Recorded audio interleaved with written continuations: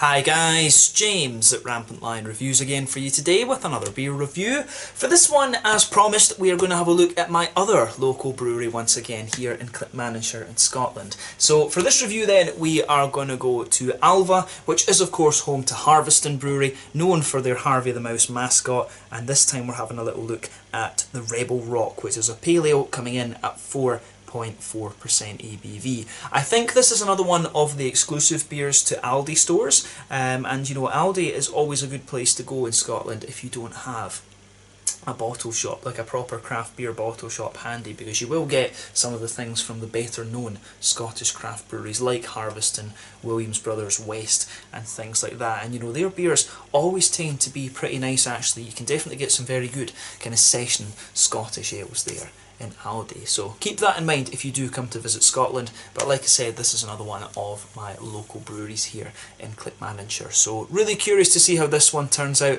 and hopefully it's another good beer from them. And I hope that you guys enjoy my take on it as well. Always cool to review one of these Harviestoun beers when I make my trips home. So yeah, as always with my reviews then, I'll tell you a little bit about the brewery before we taste the beer. If you want to get straight to the tasting, just fast forward. All the usual links are in the description below. That's the brewery website, the link to my other reviews that I've done from Harviestoun Brewery before. I think there's about 10 or so, maybe more than that down there. No doubt there will be more in the near future. There's all the usual social media down there as well. If you want to see more reviews, do please consider subscribing to the channel.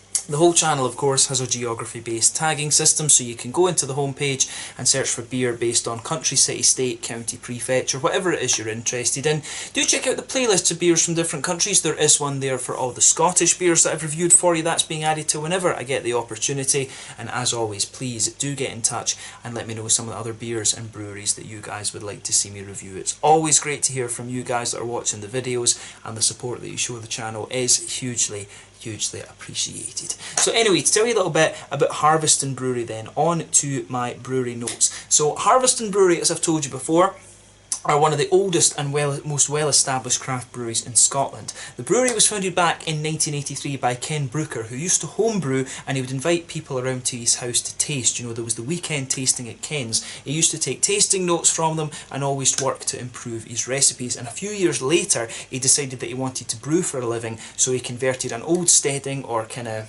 farmyard if you like, in Dollar into a brewery, and he just went from there, starting back in 1986. Over the following few years they gradually added more beers to their repertoire, and this was after Ken had decided to invest in the brewery quite heavily back in 1989, and that was when he installed professional equipment for the first time. A lot of the original equipment that they used was salvaged from old dairy operations and things, and it was hand built, which was pretty cool. But in 1994 they introduced the famous Schiehallion lager beer, which went on to make a huge name for itself, and to be honest, that is probably my kind of go-to beer when it comes to this brewery. I always enjoy a nice pint of Schiehallion. But the big break for this brewery came in 1996 when they won the Tesco Beer Challenge, and this resulted in the first bulk order for the brewery, and soon after this they launched their flagship bitter and twisted beer and began their exports over to America. Since the turn of the millennium, the brewery have become even more decorated than before.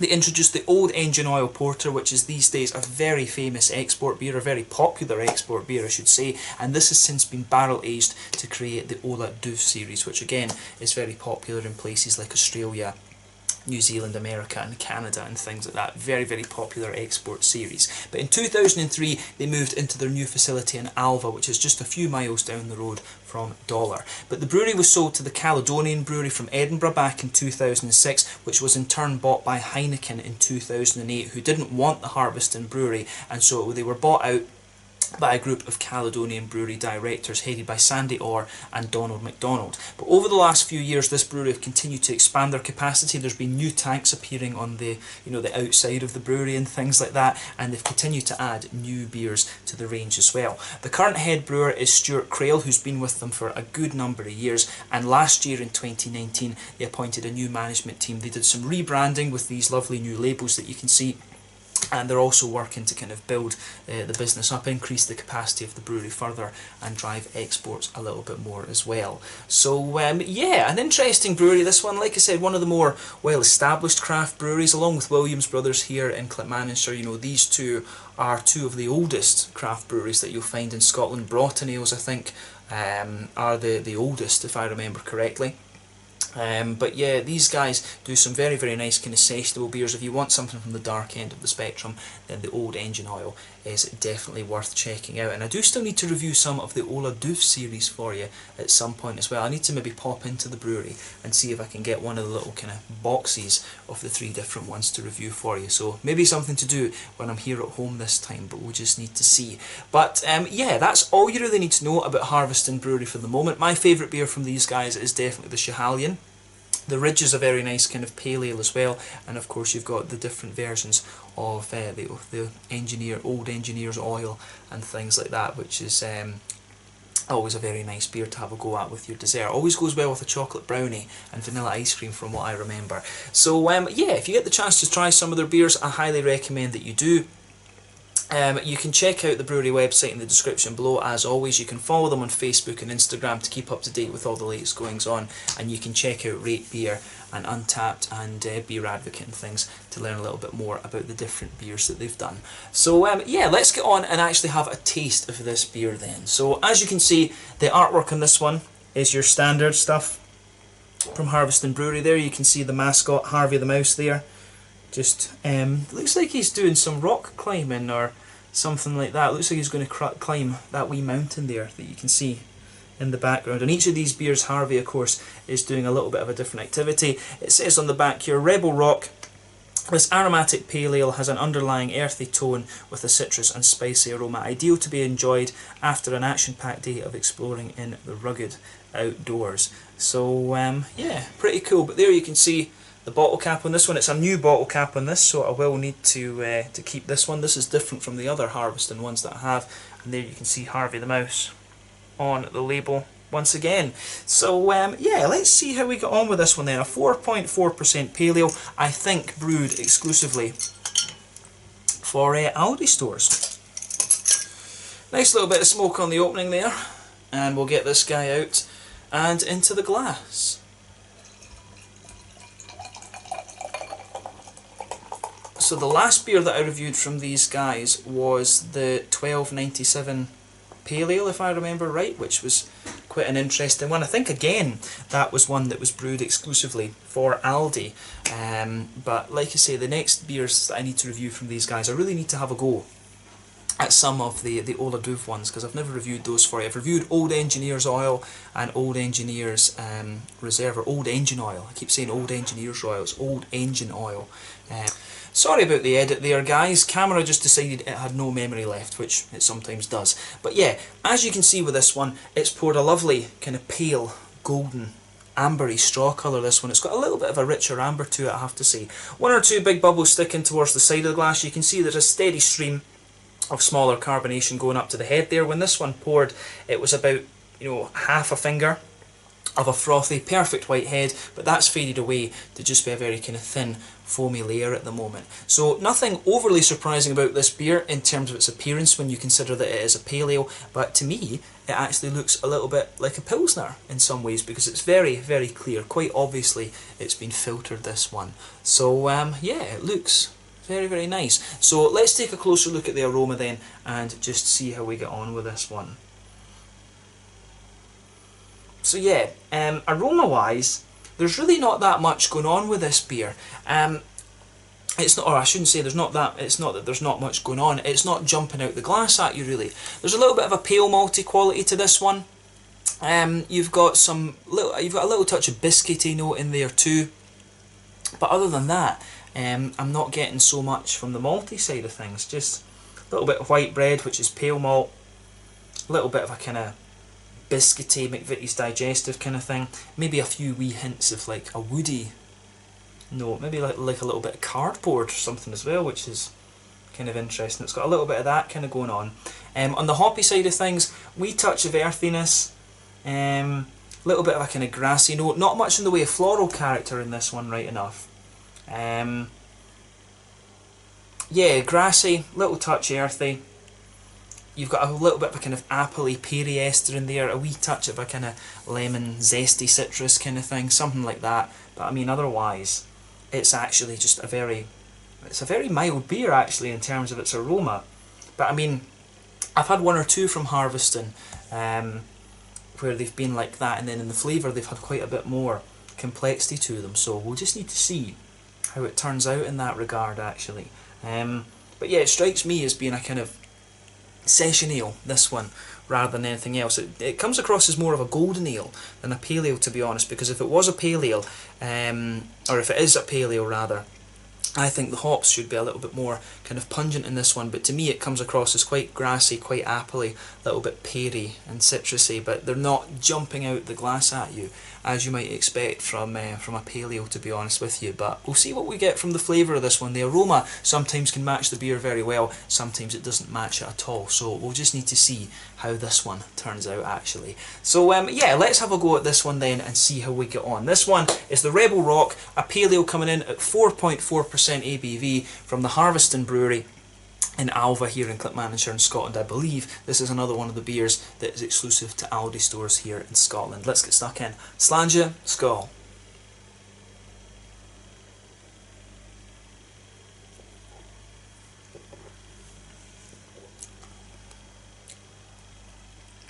Yeah, this one, this is one of these kind of session beers, to be honest with you. And I mean, at 4.4%, that is kind of what you'd expect. I mean, straight away with this one, I would say this one's a lot milder, for example, than either the Schiehallion or the Bitter and Twisted. I mean, inevitably, when you talk about Harviestoun beers, any kind of different ones that come out, you're going to compare them to the two staples, if you like. So for me, this is a little bit smoother and thicker than the Schiehallion, definitely, because it's not, you know, Schiehallion is a sort of Czech Pilsner style beer, Pilsen, I should say, and the Bitter and Twisted is a little bit more kind of grainy and hoppy and bitter and things like that. This one is a very smooth, low bitterness type beer, this one, which is quite interesting.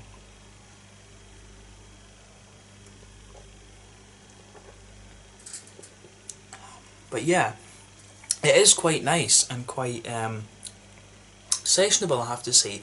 As for me, drinking beers like this, it's quite interesting at the moment, because a lot of the Swedish breweries and Danish breweries that I would drink normally, when it comes to their session beers, a lot of them are having a go now at these Italian style pilsners, based on the Tipo Pils from Birrificio Italiano, of course. And so to come back and try the golden ales here rather than the pilsners from the Scottish breweries, because of course the Scottish breweries tend to brew, the traditional ones at least, brew the more English style beers. Pardon me.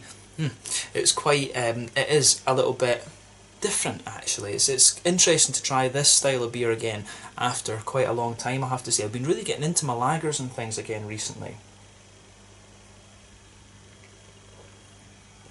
And as you'll know if you've watched the channel for any length of time, I'm a huge fan of my traditional German beers. But this one's a very smooth, very light and kind of drinkable golden ale. The conditioning of this one, it's a little bit, it reminds me a little bit of some of the cask conditioned beers that you'll get. But I like how this goes together. But I will say straight away that this is not the boldest of beers that you're going to come across from a Harviestoun Brewery. But I don't think it's intended to be. I think this is one that is meant to just be a kind of easy drinking, sort of sessionable beer actually. So let's try and break the flavour of this one down a little bit then, now that we've got initial impressions out of the way. So straight away across the middle of the palate, this one has a little bit of a, so I'm getting a little bit of gas from this. The carbonation is quite active actually, but yeah, straight away across the middle of your palate you'll get a little bit of a pale malty quality there, and that really stays there for the whole flavour of the beer. If you go to the very centre of the palate, you will get a little tiny touch of a biscuity note, but mainly this is quite a flat, pale malty, white bready kind of base that you'll get from this one.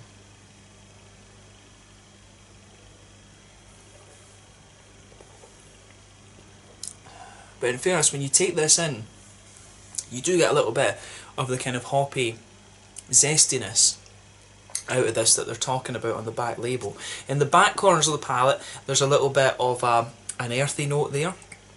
As you come further forward along the sides of the tongue, it gets a little bit more floral. I wouldn't be surprised if it's German hops or maybe Czech hops that they're using in this one, to be honest with you. I wouldn't be surprised if it's like Hallertau, Tettnanger or Satz or something that's in there. It's got a little bit of that German noble quality to it in my mind.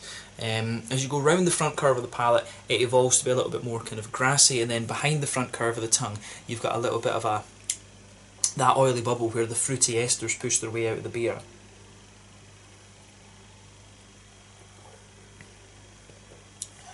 So yeah, fruity side of things then.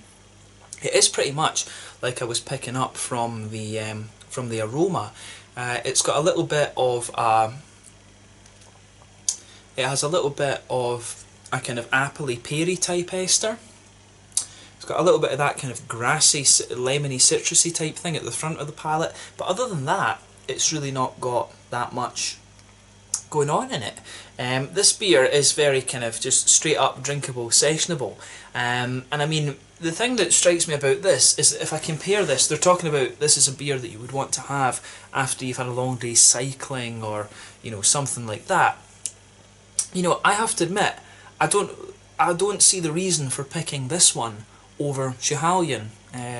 For me at least, a lot of people like Bitter and Twisted, but for me, the quintessential Harviestoun beer is Schiehallion. And I have to say I wouldn't pick this one over Schiehallion, I have to say. It's a nice enough kind of pale ale. I would actually say it's more of a golden ale, to be honest with you, just because it really is more smooth than it is kind of having a little bit of the hoppiness that you might expect from a golden ale, but or from a pale ale rather. But yeah, I wouldn't pick this one over Schiehallion, which is the thing, or Bitter and Twisted. As I say, Schiehallion's my favourite. Bitter and Twisted I would pick over this one as well, to be honest with you. The Ridge and Broken Dial I would also pick over this one. This one, it's just not as bold as some of the other beers that I've had from Harviestoun Brewery, I have to say. So yeah, bear that in mind with this one if you come across it. It's just not, for me, this just isn't quite as bold and as kind of crisp and things as you would expect if you've had some of the other beers from Harviestoun Brewery. But in fairness, when it's lower alcohol, you do expect it to be sessionable.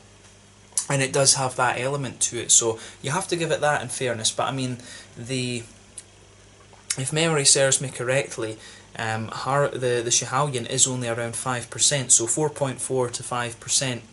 You know, it's not that big a difference for me. So as I say, I would still go for Schiehallion over this one. But I mean, that said, if it's a standalone beer from another brewery, it's a fairly solid kind of golden ale, this one, for me. It doesn't quite have the hoppiness I would expect from a pale ale, and that's one of the other things for me that goes against it. But overall, you know, there's nothing wrong with it. I'm being sort of nitpicky, if you like, because I know this brewery fairly well. But yeah, in terms of the mouthfeel then, I would say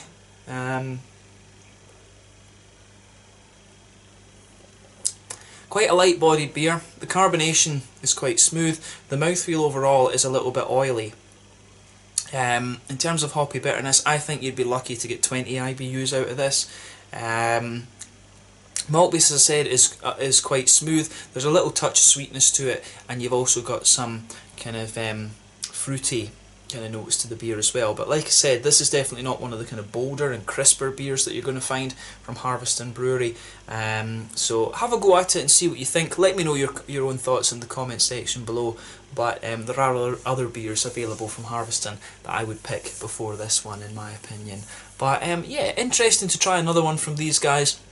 And I hope that you've enjoyed my take on it. Always cool to review new beers from the Harviestoun Brewery, of course. And like I said, my next beers that I want to review from them are the Ola Doof. But I'm not home often enough to actually get a hold of all of them. But we'll see how that goes over the next little while. But yeah, let's leave it at that for this one. This one is the Rebel Rock, a 4.4% pale ale. More like a golden ale, in my opinion, from Harviestoun Brewery in Alva, here in Clackmannanshire in central Scotland. Until the next time, Slanger just now, and I'll catch you guys soon. Have a go at this beer for yourself, see what you think, let me know your thoughts in the comments section below. Do consider subscribing, as I said earlier, check out my social media, and I'll catch you guys very soon. But most importantly, make sure you try some of the Harviestoun beers, and I really would recommend either Old Engine Oil or Schiehallion. Those are my two kind of personal favourites. Slanger, Skull, cheers.